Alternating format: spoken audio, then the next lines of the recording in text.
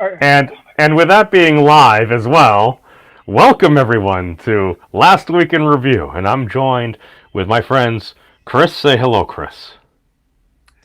What's going on, everyone? Thanks for inviting me on, memes. Oh, thank you for being here as well, along with my brother, formerly known as Stats, CM Fox. Say hi, CM. No relation. How you doing? Oh, well, these things happen. These things happen. But yeah, so some stuff and things have happened over the past week or so. So where would you gents care to go first? I'd Um, say, well, tonight, what's going on? Only happens every 4 years, so we could go there. It'll be in the oh, news. the, the Or do you the want to do last DNC, week? or Yeah, I mean that's tonight, unless I you thought want to that talk started last week. tomorrow. Oh, I Tonight, was I listening think. to an NBC video from probably yesterday that came up in my feed because it comes highly recommended very often within the YouTube algorithm. It seems. So, seeing as that's tonight, what do we think's going to happen? Because essentially, I heard Joe Biden wasn't attending. Has that changed at all, or It was virtual, it's virtual? right? But I thought Senator Harris was going. The candidate or president is not attending. Why? The well, I mean, Joe Biden is he's busy doing stuff and things. But he's busy running for president. I'd imagine going to your acceptance convention is. We live in 2020. That may make sense, I know but I that don't doesn't buy mean it's that. going to That's happen. you can't you can't use that to get out of everything. Like, oh, sorry, officer, I was going 175 because it's 2020. Have a great day, son. But it's not like it's I'm not using it rational. as an excuse. I'm just saying I would not be surprised. Nothing at this point. Nothing can surprise me. It's Something wait, probably would. wait until all of a sudden you Try see me. wait until you see a tic tac object drops down a whole bunch of folks doing the Shinobi Naruto run. And we'll just be like, all right, we've come full circle here. This has been quite a year. Let's yeah, okay. So where's Here, we just been punked, right? I don't know. here's another issue I have with the whole. Oh, it's 2020.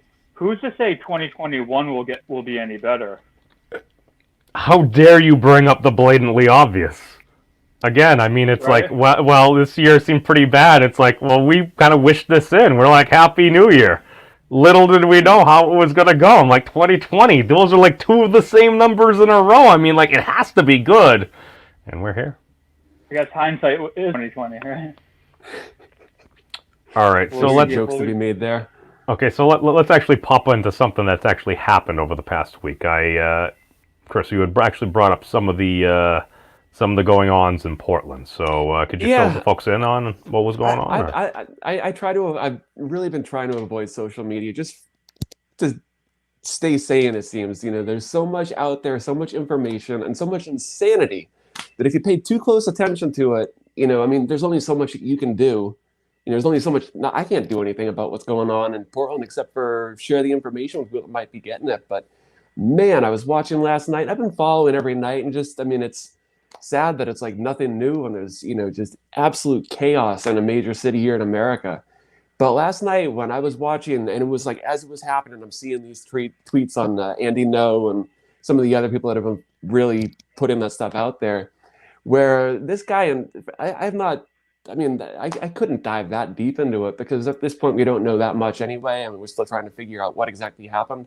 But from the video and from what firsthand accounts from there on the ground, it seems like there was an innocent driver, white dude, who may have been trying to help some other people who may have been, on the cusp of getting into trouble with the rioters and whatever. But long story short, he takes off, not trying to run anyone over like they tried to make it out to be. Crashes his truck. They drag him out of the truck, beat the shit out of him. Some, BLM activist, comes running up to him, and this guy, he's not threatening. He's not waving a weapon. He's not nothing, and just runs up, kicks him in the head like it was a soccer ball or something.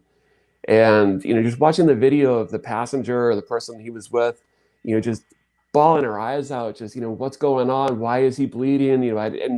I for a second just sort of put myself into that scenario. Holy shit. Is that where we have evolved to at 2020? I think we're capable of much better than that. And the fact that this is allowed to go on night after night after night, and the media is not covering it, it's up to people like Andy Ngo and the social media, channels that allow this stuff, it just, how did we get here?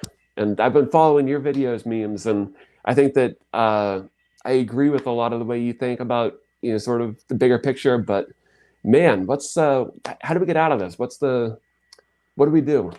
That's what's been on my mind the last week or so is, what is it that you and I and what can we do? I think one of the first steps is to actually figure out, like you said, how the hell we got here.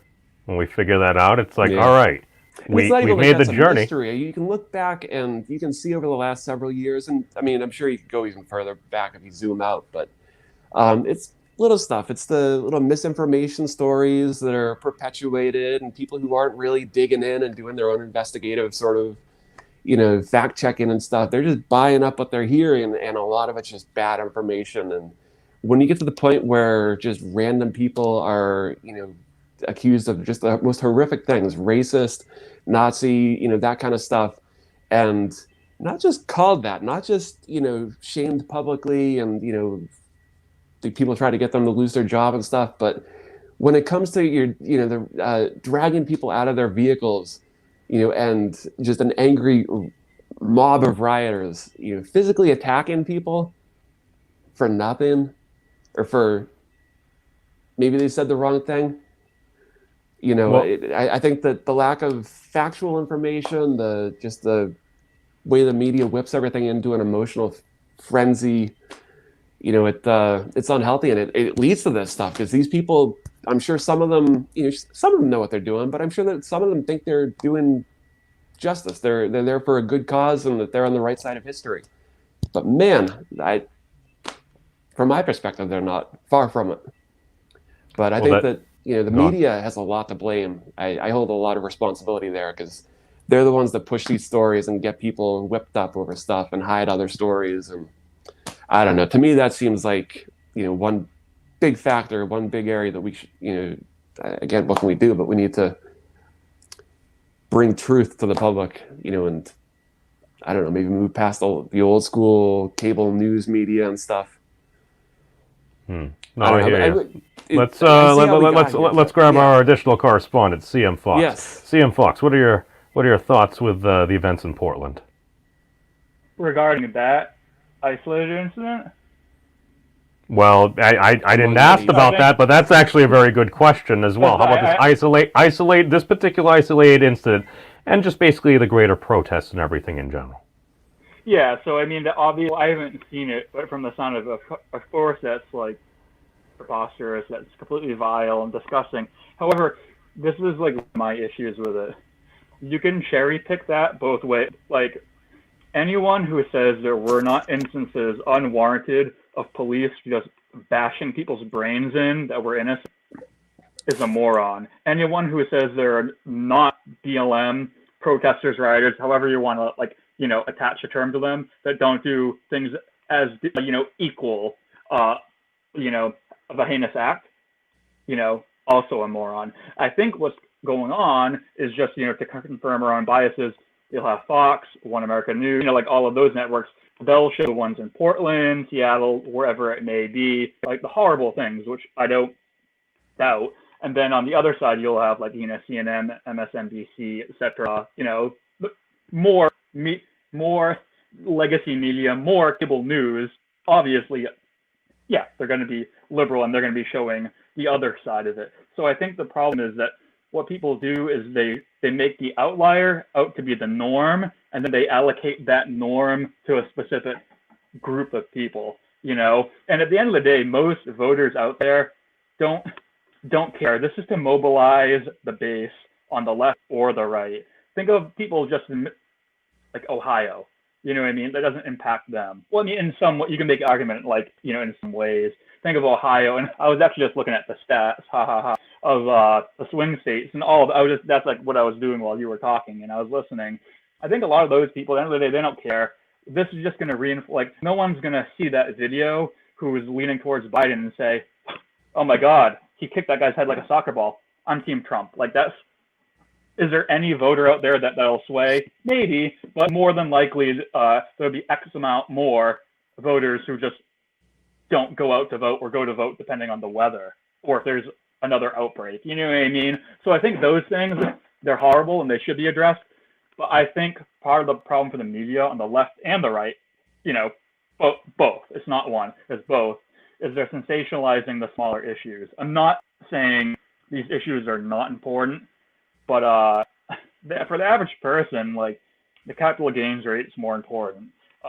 Student loan issues, healthcare, what's going on with, insert bio care for what's going on with dementia 20, 30 years down the line, like how the influx of people with that, how that's going to impact our economy. You know what I mean? Is that going to, I could go on about the devaluation of the dollar forever, different civil liberties being stripped away, habeas corpus, Trump's DOJ tried to get rid of that beginning of COVID. You know what I mean? Like they were taking a look into it, which anytime somebody brings up habeas corpus and should we suspend it, that should draw a lot of people's attention. Yeah, but I'm saying even the left ignored that. Like that was a perfect opportunity for them to go after the Trump administration, but they want to talk about a protest. So that's what I'm saying. Like even the left, playbook wasn't even rational. But you know what I mean? Like, so I just think these things matter. Of course, the rioting protest, it matters. But with all of these other things, I don't get. I mean, I think I get why. They're not sexy, and you have to look into them. But they should deserve more airtime than someone smashing a window. I'm not saying both don't. Doesn't sell though. Well, I mean, Chris, I think you hit it on the nail of the head there, along with good old CM Fox there. Thank you for kind of explaining the position. But that's the thing, man. It's if you look at what's going on. Sorry. Oh no, I was agreeing with you, gentlemen, which is why I had you on, because you were also able to explain more or less my view on it. A lot of this is going to basically be used as essential rage bait for folks like you, myself, a lot of the folks that are paying attention to a lot of this stuff. Whereas, like you said, it's all right, yeah, terrible things happen. It's folks get beat up and literally stabbed outside of Fenway. Hell, one of the old places I used to frickin' work the door at, folks got stabbed outside. It was frickin' horrible and stuff, but people also do understand it happens. Go on. That's the thing, sorry. People only tend to care, and you know me, I don't really have a sense of community like most people. I mean, within a degree, but people usually only care when it's in their community. It was like the Boston bombing, horrible, but you know what I mean? What happened with the Vegas shooting? That's 3,000 miles away from us, and it was literally 30, 40, 50 people killed, 500 people injured. But people in our in a certain area, if you live in the New England area, will react stronger. If there's a car accident, something down the road from you, or even just something in general, something there's an attack or there's a shooting, it's irrational to think that it could happen to me because it happened down the road. If it's a serial killer that's uncaught, that's 1 in 50 million. Yeah, someone's not caught yet. Or the DC sniper shooting back in the day, I could understand to a degree that because they hadn't caught them yet. And you might be paranoid pumping gas or stopping at a rest stop to run in to get food or use the bathroom. Okay, I get that. But in general, if there's a mass shooting, absolutely horrific, and you're probably going to know people impacted by it. There's a decent chance, but it's not something happened 3 towns over. I got to watch out for a mass shooting tomorrow. You know what I mean? I'm sure statistically, maybe there's a spike, copycat stuff, but you know what I mean? We inherently react much more strongly, from a mechanism of fear if it's something that happens nearby. You know what I mean? I think a lot of that's based upon locality and different valences that individual people have. Because it's all right, something happens in Boston, we might not live in Boston, but Boston isn't that far away. We can go do that, and just kind of all of a sudden we feel. If it's Hawaii, we're okay, we got to hop on a what I mean? It's not. Well, it's still our country and stuff. So there's different levels of connections, groups, communities, there's and different stuff. Levels, exactly. Right. Yeah. Yeah. George Carlin had a big joke about that. But happens down the street. Come on, let's go check it out. This is big deal. Yeah.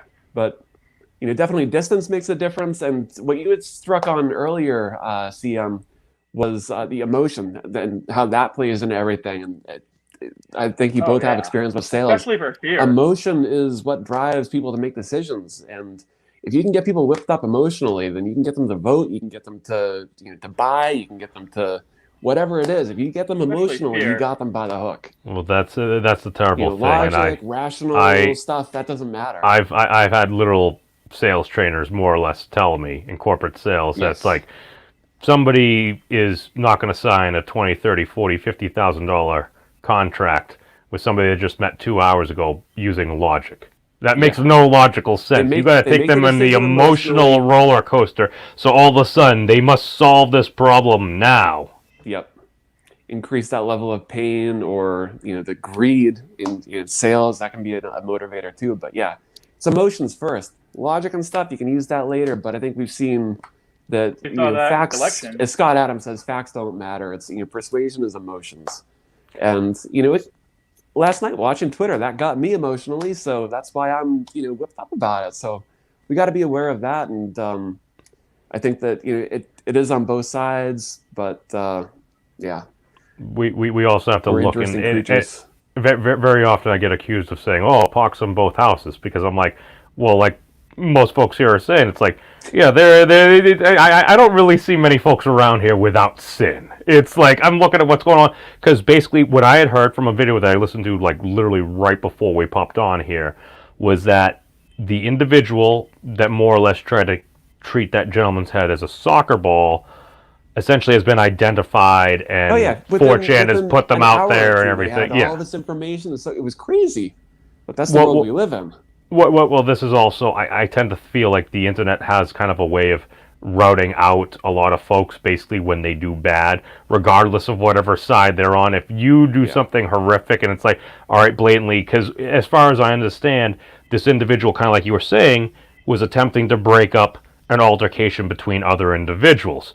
Yeah, now I'm trying to remove all the protest context from that, and just thinking, if I engage in something like this, I'm probably going to be paying a lot of attention, because some folks might be looking for me and stuff. And then I didn't see the video of what happened while he was in the truck or something, but I'm also in my mind, I'm like, all right, if you're protesting and you're on your lookout and your radar's looking for white nationalists, as I turn into a dragon, freaking folks are just out there and mine's going back to Charlottesville. Okay, Charlottesville, someone used that. So if anybody in their head who's like, this person may have tried to run us over, like regardless of whatever evidence was there, if that guy was just kind of out there after being talked to, and you're like, oh, this dude must be a white supremacist, and all of a sudden we go back to, is it okay to punch a Nazi? I don't know. Well, is it okay to frickin' football punt a dude that in my mind is a Nazi?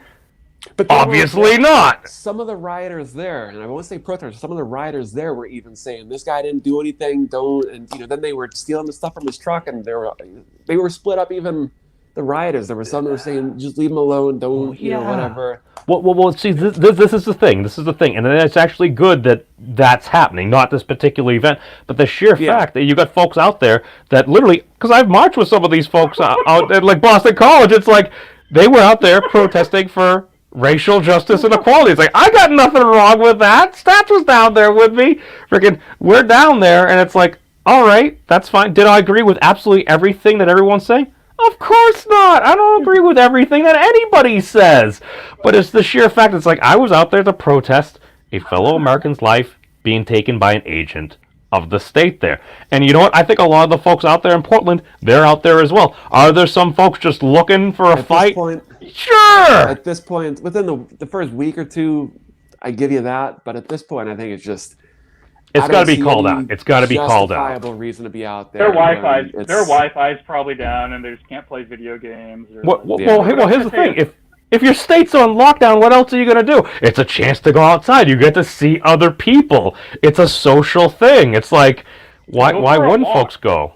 Go for a walk. Go for a jog. They can walk around. What I was laughing at is how you guys. I'm like not laughing at you. What I'm saying is, it's kind of like pathetic that we have to like.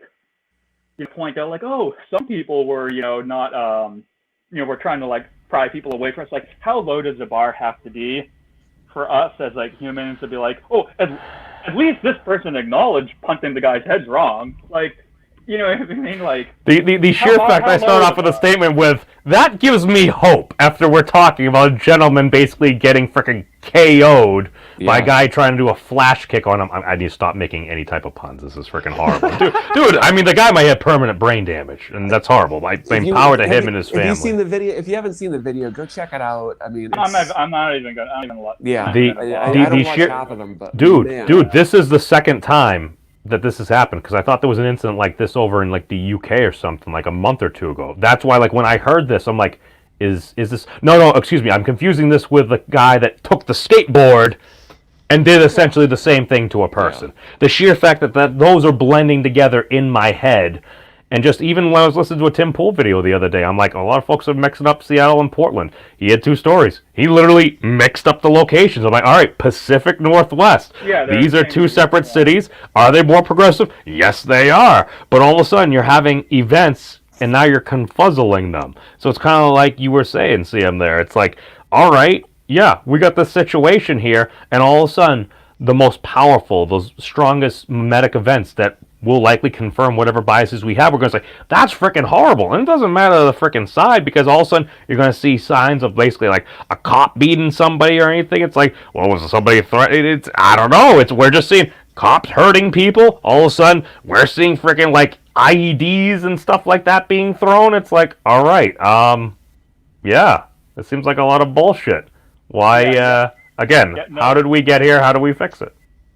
Yeah, but I mean, it's still it's all a massive distraction too. I mean, like those things are horrible, but some head getting punted, we all disagree because we're humans with a conscience. That's wrong. It's horrible. You should stand up for any injustice when anyone's being brutalized. Violence should always be the last option. However, it's a media distraction from the left and the right in regards to it's an economic diversion. Like it was just like after 9/11. You know what I mean? Like all the BS, economic diversion. Devaluation of the dollar is going to have a much larger impact on the average American, X amount of years down the line, as opposed to someone, Pacific Northwest getting like brain damage. Wait, horrible. are you saying they're trying to distract us from the fact that like grocery prices are skyrocketing, the price of beef is up like 300%? Yeah, you're not going to get a Fox News alert or a CNN breaking news for that because then they have to like succumb to the actual like millions will likely be losing their homes very shortly. That's what people should care about when they're voting, and hopefully that's what people do, regardless of what political side, or you're somewhere else, or you're a libertarian, or you're like super, like regardless of where you fall. I'd hope people care about that, right? You know what I mean? These are distractions, I think. I mean, there's value. I'm not saying this stuff doesn't matter, but what worries me as much as anything is the deterioration of allocation of value to things that impact the masses financially. Go on. Your thoughts? Yeah, as far as being a distraction, Sure. I mean, yeah, it's what people are interested in. It's what's it's fun to watch. I mean, it's horrible to see, but like this is the stuff that people great TV movies and thriller movies and stuff. That's the stuff that gets people hooked. Reading a spreadsheet and looking at math equations and how many decimal points and fuck that. I mean, no one's going to pay attention to that. There's a segment of the population. Some people love that. Well, it depends on what you're doing it for. If you're doing it for theory crafting, you can just kind of look at that. I'm like, all right, so I'm getting 0.6 of a point of crit here, so it's going to help with my DPS by about 24. Whatever sensational story is making the headlines today, it's not going to keep people's attention in the same way. I think it's why candidates like in 2016 you had it was Rand Paul and Ben Carson. These people who are smart, they've probably got really good plans, but they just put people to sleep.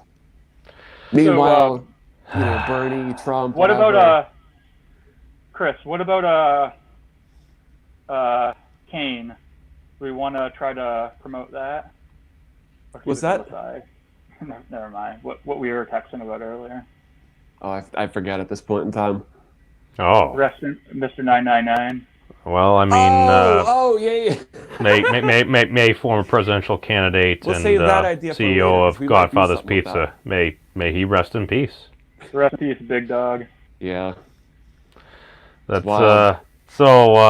on a lighter note, how about them fire tornadoes? What's this? I haven't even seen this. This one is Oh my God! I see the CGTN. face of Jesus. Yes. So essentially, this was yesterday, and What state these is that? Is it Midwest? Oh, California. this was California, basically yesterday, a Oh, rare remember? fire tornado. Wow. yeah. You know my Well- theory on that. Remember? So- It's so- all right, Red. The guy with his dog. Well, okay, I'm 13 seconds in, so I'm clearly within fair use as we've been commenting over this as well, just to point that out. But, dude, like, Australia had this after, like, their horrific fire season, like, last year. I was talking to one of my friends, like, he had literally worked as a firefighter. He's like, dude, they haven't been clearing out, like, doing, like, all this extra removal, so there's all this brush going up, and then it Think of the finally just animals. went up. Wasn't it millions or tens of millions or like half a billion? Like, wasn't it something like insane animals that died? It was like ridiculous. Like that's I could only imagine. When you looked at Australia, you're like, all right, it looks like the majority of the country, at least on the map how they have it, is on fire. It was scary, but continue on. Most of Australia is not occupied though. Like hopefully they weren't like, you know what I mean? Right. Like if it was Yeah. if it was in like a Sydney or Perth or somewhere, it would get more coverage. Yeah, but remember when California was on fire? It's like minimal coverage. Well, I think it still is on fire. But dude, just freaking look at that, man. It's literally, dude. I mean, what better way to like continue ushering in 2020 rather than it's like, all right, we've got plague, we've got pestilence, and have some fire tornadoes. Yeah, to be fair though, the average, like, to play devil's advocate, no, probably not. Like last year, probably better, but like, how do I say it? I wouldn't say there's not a better time to be alive, but like the average, like, just life, quality of life now is as good as it's pretty much ever been, I would imagine, or close to, maybe a few years ago. You know what I mean? Of crazy things, at least in our minds, of actually happening within our No, lifetime. just in general. Would you rather be like alive now at your age or like in 1975? I mean, For I us don't know. now, I heard like the 60s and 70s were pretty good, but then again, dude, I mean, it's the only you wouldn't- perspective I have is from now. the 60s or 70s. You're literally streaming to like everyone on planet Earth right now from like your phone or like your laptop. I kind that of has a long more for the efficient days processor before the than, like, internet. It was so much simpler. Things were, I don't know, maybe it's, again, just, I feel like we were less distracted, and I forget who told me this. I feel like it's one of our relatives, or it was somebody that was younger. But they're like, oh, so weren't you like the last generation, or like, we're of like the last generation that was actually still bored? Like, all of a sudden, it's like, we're just sitting somewhere, it's like, well, we were bored. We were looking for things to do. Now it's just like, that's personal responsibility though. We have more options. It's on us to choose what we do with our time. You know what I That's mean? true. Like there's a lot more distractions, though, available just like that, before you would have to make an effort to go to the video store and rent a movie. And, absolutely. now it's But just at the freaking same time, but Landmark was often out of the videos that we wanted. They had Bridget the Midget, though. I've not seen that Continue. movie. Oh. She got arrested. I think for assault. Could be wrong. Continue. yeah, to anyone watching, him and I are not actually brothers. I feel like that's There is not the someone- that's not you failed your bluff check. These I was a crop circle baby. those are other discussions. But okay, so That's aside from probably as old as an alien, but anyway, it's he met Prometheus and Bob, but he was on AARP when I was born. he was complaining about all the noise. But Anyway. but no, okay. So aside from riots and fire tornadoes, what else has happened over the past week that was I worth got talking? one. We have the announced. We touched upon it briefly. I believe Miss Senator Kamala Harris has. Is she a senator? She is a senator, right? Yeah. Yeah. Okay. Senator, So Senator Harris has been nominated as Joe Biden's presumed Democratic nominee's running mate for president of these United States. So gentlemen. What I'd like to say kind of coincides with it is I am looking at 538.com. Obviously, last time I got it wrong, but in general, Nate Silver and 538 is one of the best compilation sites for SAS. We can, or at least we can agree, like they have the most data. You know what I mean? It's one of the. It's not like Fox News or CNN. They compile everybody. You know what I mean? It's not like some random quack out there just like outing CNN or Fox. But I was just looking at it. Texas is only, let me double check, 2.1. This is current right now. Average, Trump 2.1 lead. However, even that's within margin of error, I think, or pretty close. I still think Trump's going to get that. But more importantly, I was looking when you guys were talking earlier, and I was looking away. I believe it was Ohio, 0.4% lead for Biden. I don't quote me on it, but wasn't it like 6 or 7 or 8 points in that swing state recently? Actually, I can pull it up here. Yeah, he was 4 points ahead a week ago. Like, so I'm looking like some of the swing states are tightening, as we'd imagine. We're still 11 weeks from tomorrow, but it'll be interesting to see. Ohio and Pennsylvania, those are my 2 big ones. And remember memes when you were over and we were watching on the projector back in 2016. I was in the kitchen, like, I was like taking a pizza out or whatever from the oven, and you screamed. You were like, Pennsylvania to Trump, and that's when we knew. Because I do not think I don't think a Republican's won in 30, 40 years or something without I think Pennsylvania, right? But Pennsylvania and Ohio, those are my 2 big ones that I'm really keeping my eyes on. But they're tightening though.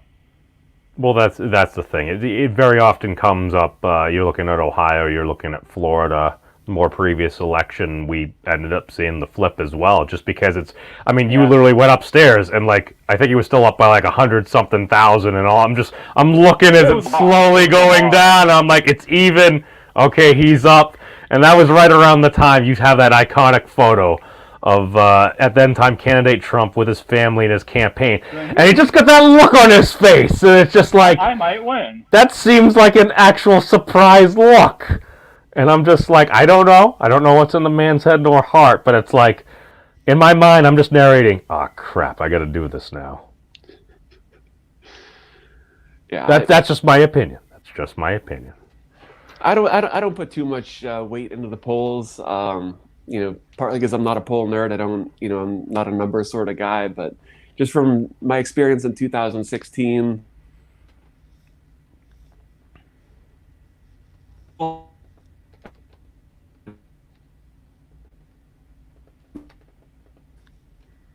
Are you having trouble? Yeah, is that just me? Because it just flashed for me, so I don't know if I got cut you, off. You as soon as you started talking, it blurred. But you're fine now. Yeah. So you're basically, fine.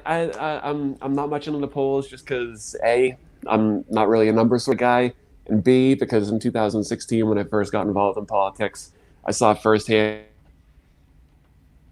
Oh dear. I no, because I'm used to it being me. Yeah, the risk sampling he's probably talked about. I'm guessing. It's okay. We just gotta continue interacting with the chat, which I actually do have pulled up. And yes, we see you all down there. We see you, Tony. Thank you for coming by, Mr. Keck, along with Nerdy as well. I saw, I think Orla earlier. The Ostinator, Donkey. All right, I think. Oh no, he was just completely frozen out. But I'm gonna toss something down in the chat, and we'll bring this up here as well. Basically, folks seem to. Yeah, no, he just lagged out. Seeing as folks don't really feel like they have a choice. There we go. He's back. All right, Sorry we're about back, that. sir. Just tossing Articles of Unity, which is essentially Brett Weinstein's brainchild. In that, all right, screw the establishment that we have. If you're an individual that happens to not like either pick, here's a plan that seems to draw it fairly evenly from both sides so as not to be a spoiler. And if it looks like it's that, it's got a kill switch on it. But essentially draft somebody from the moderate right, the moderate left. So you end up having, I don't know, it seems like a yin-yang ticket. And the funny thing is, Andrew Yang has been touted as a potential more of a lefty individual there. So that would be beautiful if we could find a conservative named Yen. That literally, I mean, that would be amazing. So it would literally be yin-yang. I love Trump. I'm voting for him, hands down, no question about it. He's what we need right now. But if you could get a yin-yang ticket, that would be a pretty tough call. I'd have to weigh that. I mean, Yang looks like a genius now. Everything he was saying before, now with COVID, obviously he didn't know what was going to come about. But you know what I mean. And I'm not saying like necessarily UBI is good or bad, but like obviously the 600, you know, help. You know what I mean. And there's a lot of things. And talking about automation during like a pandemic was one of the easiest ways to, you know, for a company to stay afloat. Cutting overhead. This machine works 160 hours a week, no maternity leave, no overtime, no collective bargaining, unionization. So like, you know what? In my theory, the pandemic is just accelerating the inevitable paradigmic shift. I think you're absolutely right. Well, that's the thing. That's one of the things that a lot of folks, which was very telling with Andrew Yang earlier in the year. He's like, we're at basically the fourth or the second great industrial revolution, or the fourth great industrial revolution, pardon. And he's just straight up saying, it's like, think about the shift from technology. This has literally shown just like how much business can be conducted either at home, mobilely as well. So it's like, you're going to end up having a lot of jobs that are going to be going away or transitioning into different industries one thing I want to jump on soon, because I got to head out. My perfectly legal kratom is kicking in. I got to go climb a couple of stairs. Green Mangda from Krabbit. 2,000 calories. This is not a paid advertisement. Yeah. Yeah, no, but it is really good. Hold on, sorry, I get distracted. I think one thing I'm interested in to see in the future would be how people react to like where they live in relation to where they work. Like, how close do you live? How close do you live to where you work? Means? I mean, I know the answer, but close. For both of you, fairly close now. Yeah. Well, throughout our lives, most of our jobs, all three of us, we probably lived within 5 minutes to 30 or 45 minutes, right, to where we live. In the future, couldn't people kind of, you know, eventually like, I don't want to say like Puerto Rico because there was other issues, but like for a tax haven, Puerto Rico, like, you know, there's a lot of benefits there. For Wyoming and for the crypto sphere, it's beneficial. Like, I'm going to live in New Hampshire instead of Mass, but I work in my office is based out of like wherever. I live in Montana because I'm kind of like a hermit, like I stay at home, I do my own thing. I'm a major introvert. I'm going to live in Montana, you know, or the Dakotas, but I work in New York City because it's all like telecommunication. You know what I mean? I just wonder if there would be, and property values. I'm just really wondering how that's going to be potentially altered in the future. And Chris, you could probably touch on that maybe a little bit because through your real estate background. I'm just in the future, I think it's good. You won't have to, not saying like in all cases, but people will not necessarily, or in more cases, people won't have to live within X amount, like, you know, 20, 30, 40, whatever minutes from, you know, like from where they live to where they work. I think that's going to change a bit. 10, 15 years ago, Tim Ferriss was writing about, you know, basically how you could do that, how, you know, you don't have to physically be in the same area that you're working, you know, because of all the technology that's available to us, even more so today. And I think that the whole COVID thing, whether, you know, it's proving whatever the on case the balance sheet. People are being forced to embrace that technology and take advantage of it. But and they're seeing less and seeing less benefit to living in the cities. And you see California, New York City, people are leaving. They don't need to stay there. It's expensive as hell. It's, you know, you don't have as much freedom as you do in, like, you know, the Carolinas or Georgia or Texas, wherever. So why do you have to physically be there if you can just type or in you your could computer? Be closer to family. What if you have to work in New York City or Boston or Dallas or LA just because like your particular job, but you got family members in West Virginia? Like, hey, I get a cheaper place. I can be near mom, dad, my uncle, someone with cancer, somebody with another like horrible disease. You're paying less. It's an option that's open to people, and I think that's good to have options. You know, if you want to live in the city, awesome. That would probably be fun. But maybe not today. But you know, when things get back to normal. There's benefits and pros and cons and stuff, but definitely it's not a requirement. It's also an experience for companies to be like, is this man or woman, whomever, just kind of like, you know, slacking off, you know, just getting their minimum done, or are they as efficient at home? You know, are they more efficient? You actually have data now. You have data points where you can actually, you know, for a company. So I mean, I don't want to say it's a good thing through COVID, but I guess like one of the few silver linings, at least. Maybe that can be accelerated because I mean I think it's got people thinking that way at least. It's, you know, it's in their heads. Yeah, some people might be like almost like forced into like from like, you know, like the Midwest into like a bus, like in the hustle and bustle in a city, and it might not be their thing, but they They have to. And think of people in New York City who work in New York City, live in New Jersey because it's cheaper, and they might have to do like an hour and a half commute every morning and evening. You know what I mean? Maybe not now, COVID, but like let's say like beginning of the year last year, they got to get up like the ferry or the whatever. You know what I mean? And then hey, they can go back home. You know what I mean, to Missouri or wherever, or or Kansas, and they're just like their office is based out of New York. So just another option. I just think it's more beneficial for everybody involved, and less bodies, physically less bodies in the building, less overhead. The rent, try renting like a cardboard box in New York City for a month. It's $1,000 now. An office building? Are you kidding? Oh, we got to get another like 20 square feet to fit Joe's winter jacket. Oh, that's another $10,000 a year. Like, get out of here. What the hell? Do you remember the parking spot in downtown Boston that was near like a bank, and it was just literally a parking spot, and it was like $680,000 to buy the parking spot? Yeah, New York City is way worse, or it's definitely worse. I think New York City is 1, San Fran's 2. I'm sure Boston's up there. You know what I mean? Let's just jump back one step. Do we assume cities will get back to how they were? What do you mean? Not the same way. Do you think like basically the whole thing from like the past 10 years? It's like New York. It's like I got my money, and like you're dancing in the club, everyone's all together and stuff like that. Don't get me wrong, I love doing stuff like that. I thought that was fun as hell. But yeah, I have a love-hate relationship with New York City. We know. Oh my god. I love and hate. So it swallows Boston. That's for sure. Though it is a completely other animal. But okay, no. Do we think we're going to get back to at least some modicum of semblance of what we basically remember as pre-plague normal times? Yeah, I think it'll be a resemblance. Yeah. Just a guess. I would guess it's going to be an 80-20 sort of split, where maybe 20% of people start doing more of the telecommuting and work from home, or find another job where they're able to do that. But I think 80% of the people are going to go back to normal, which is fine. I mean, 20% is a good number to start going in that direction. But what percent think want to go back? I know that's what do you think people want? I hate to say it, but as this gets dragged out, we become more desensitized to it. You know what I mean?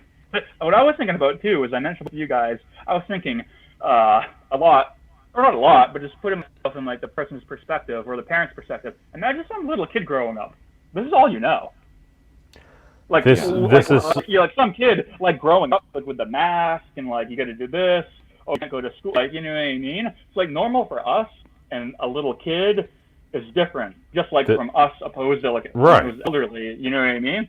Normal for them is like, oh, I had an iPad when I was 3. Like, okay, wearing a mask. Yeah, I'm in public. We wear masks in public. For us, it's like I mean, I put it on. That's the thing. We think about how much of a major change that this is for us, like adult human beings. Like we're going nutty bananas during like these times of plague, and all of a sudden, just imagine a little kid that was playing with his friends, and all of a sudden one day it's like, well, you can't go to school anymore. Why? Because, well, there's a disease, and we don't want people to get sick. And all of a sudden you go out, and all of a sudden, well, why is everyone wearing masks? Because there's a disease and stuff. Like the amount this is going to affect like our kiddos growing up just psychologically just right now, like, and like you said, some folks are like their earliest memories will be wearing a mask, like just working there from school. So it's like, how much can you actually get back? In some ways, I think decentralizing a lot of our population into more rural areas and spreading folks out and leveraging technology in a lot of ways would be good, because also just think about the environmental impact that just a big city has. Just aside from just shifting like the air patterns and everything like that, the amount of waste, this, that, runoff and everything as well. I mean, there ain't nothing wrong with cities, but it's like, well, do we need to occupy all this space and everything? I mean, it's cool to have, but it's like, if we have the ability to do a lot of cool things and like get some more fresh air, that might not be a bad thing. Yeah, 100%. I mean, and that's what I'm like talking about. Is just like accelerating like the inevitable. You know what I mean? Like the kid learning from like school, just like from an early age, like learning like like homeschooling essentially, or learning your own. Like there's a lot of pros and cons, but I mean, there can be a lot of development, and every kid is different too. But like, think of how much education you can obtain on the internet by yourself, and not just yourself, because most people think research means an hour on YouTube and Wikipedia. Oh, I researched it. No, you're just like reaffirming what your own bias. But actually, discussing with other people in your class or your college class, and you have someone kind of orchestrating it, like a professor or a teacher, who actually hopefully is an expert. Like on their due diligence. This is someone who's been an expert for 20 years. They're bestowing their knowledge upon you and giving you the necessary tools to acquire more knowledge. I mean, there's definitely pros and cons to it. Me personally, I like that, but at the same time, I like the social engagement in person, and I think it's important. You know what I mean? I think you need to have a balance of it. And there's definitely, and I got to go in a second, but there's definitely something different when you're face to face with somebody, and how, if you're a good orator and your skills, you know what I mean? There's a certain presence people have. So, I mean, I think it's definitely, I think a good balance is healthy. But I mean, there's pros and cons to it. But I think more and more things for lower and higher education are just going to be going online. And this was kind of known pre-COVID. It was going to happen. It's just accelerating it. So it'll be interesting to see. And like a lot of like universities now, it's like all online for the next semester, like virtual things. Let's say we get back to normal or pretty close to normal. Then what? Like, will there be the same amount of classes in person anymore? Or will there be more of a shift to all of these classes that were in person, yeah, they're in person, but now they also offer that option online too. It'll be interesting to see, how that goes, and if it's more of that. Well. See, here's the thing. It took us essentially thousands of years to try to figure out how to barely avoid killing each other IRL when we come across each other. It's like, all right, I understand. We're in our digital adolescence. We still kill each other. We literally started talking like the street about someone punting someone's head for no reason. Right. There's never a good reason for that. Okay. Not all. Yeah. I think there is tremendous opportunity with as far as the education goes. Again, I don't claim to be an expert, but I definitely do get a lot of education from the internet, a lot for free even. And what I've been wondering about with all the whole everyone talking about free? Going back to school. What's that? People should learn for free.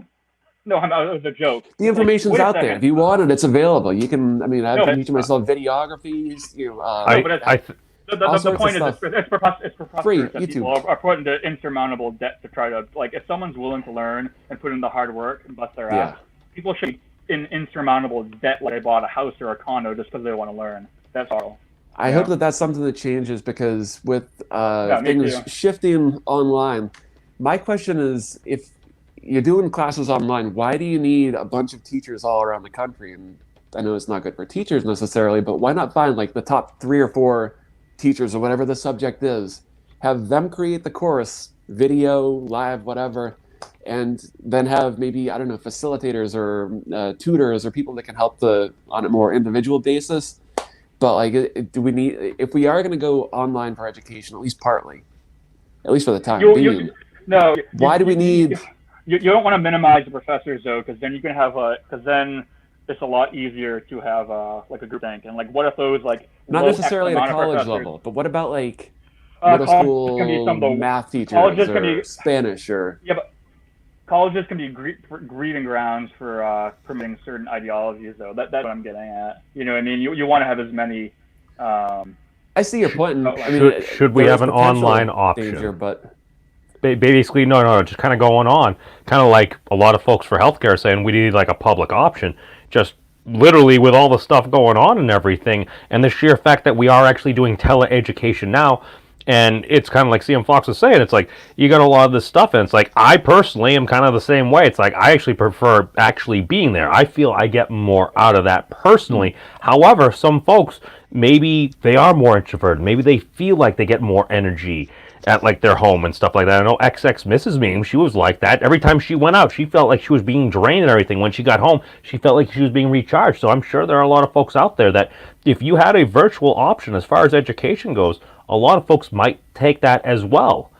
So it's like, okay, if you can have the coursework and they will get stuff out there, as well as maybe if you pair them with certain professors, advisors as well. We are changing the dynamic of education, but if we could save money in a number of respects on maybe like plant and campus and stuff like that, I mean, that sounds like, oh, maybe we actually have money so we can actually pay teachers like decently well, so they're not just sitting there being like, we have to say all these things so we continue to get funding. It's like, no, dude, if you're doing science, you focus on science. You're doing math, you focus on math. You're doing language, dude, focus on what your areas of expertise. That's the thing. That's what education is supposed to be. You're supposed to learn how to actually think, analyze, and actually solve problems. At least that's what I was told. So I don't know. Final thoughts. CM Fox, I know you need to head out, brother. Yeah, I gotta head out. But one thing, the Khan Academy, all that. I'm surprised that there's not more kind of money. I could be wrong. I'm surprised there's not more. University of Phoenix.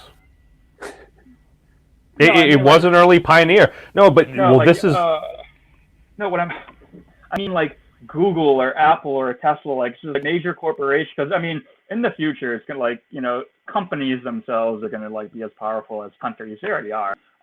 You know what I mean? So especially in the global economy, with transportation being when travel bans are lifted, it's like a lot easier to travel. But socioeconomically, you don't have to be like super wealthy to hop on a plane.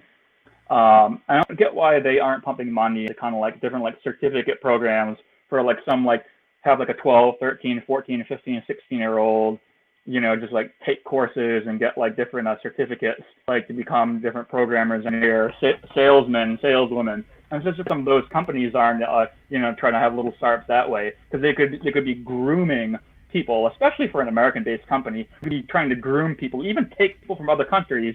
They're a U.S.-based like tech firm, be like, hey, guys from China or India or Germany or Australia, yeah, you guys are pretty damn good with computers, right? Let's try to have this certificate program. Maybe it's free or low cost, or even make it so if you pass, and then your first year of employment, instead of making 80 grand a year, you make like 60, which is a hell of a lot better than like your first couple of years. Part of your salary is kind of paying back. You know what I mean? I just don't get why there's not more of that. It'd be beneficial for the employer and the employee. You get what I'm saying? Like just trying to pull people from an early age instead of like having them learn this on their own, which can be beneficial. But if you actually have the experts and companies you're literally looking at when you're teaching yourself with necessary like tech skills, it's usually not some like standalone like 15-year-old loner trying to hack into Twitter. You know what I mean? Like there's people who like want to work at Google or Tesla or Apple, all of this. And why can't these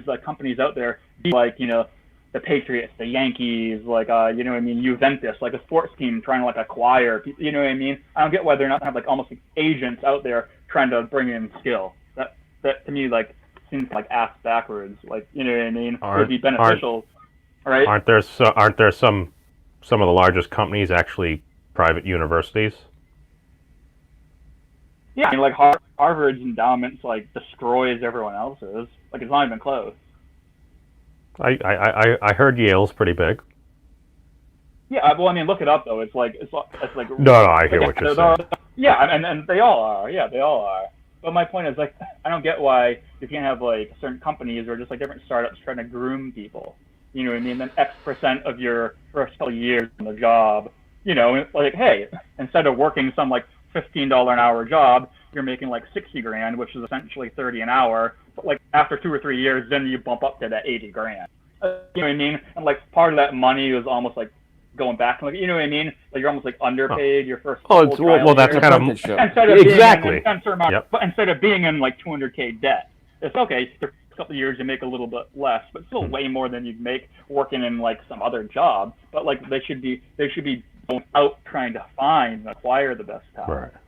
Oh, I hear you. Yeah, and Chris, your final thoughts, and we're gonna wrap it up here. We've been going for about an hour. Yeah, I mean, I guess just to wrap everything up, I think that we're in interesting times where there's so much potential, so many different directions this could all go in, good, bad, ugly, everything in between. I think that stuff like the education, I think that's something that maybe we should again have another conversation about this, dive a little bit deeper, see what sort of ideas we can kick up, and I think there's a lot of opportunity there. Just in general, I as much as there's crazy shit going on in the world, and it can be bad, it can be ugly, it can be angering and stuff. But there's lots a lot of good stuff going on. So I guess I just constantly try to remind myself to not get too sucked into the negative and look out for the positive and the opportunities out there. So education can be a part of that. Yeah, no, that's the thing. Is there one simple solution for absolutely No, everything? absolutely not. Unless you're just trying to obliterate existence. Yeah. No, there is not. Unfortunately, if you could find one, please let me know. But as far as all this goes, I see you there, Tom, as well. But I just got to give a quick shout out to my patrons, Joe Franco and Dave M. Thank you all so much for the support. It's much appreciated as well. And yeah, is there a single solution? No. Absolutely not. How do we solve it? In my opinion, by using our words, using our actions, trying to demonstrate positive things. Because here's the thing: you never know who's actually watching at any time, and you can Yes. take it in a negative respect, but at the same time, you never know who you might actually influence, who you might That is a inspire, huge thing for me. who may actually just drive you to, I don't know, just do a little better. And if you can start to do that cumulatively, I feel like that is contagious. And now we have the technology, like you said. I don't know. I think we could actually incentivize a lot of good stuff. But with that, thank you all for watching. Be safe, everybody. Peace out, and long live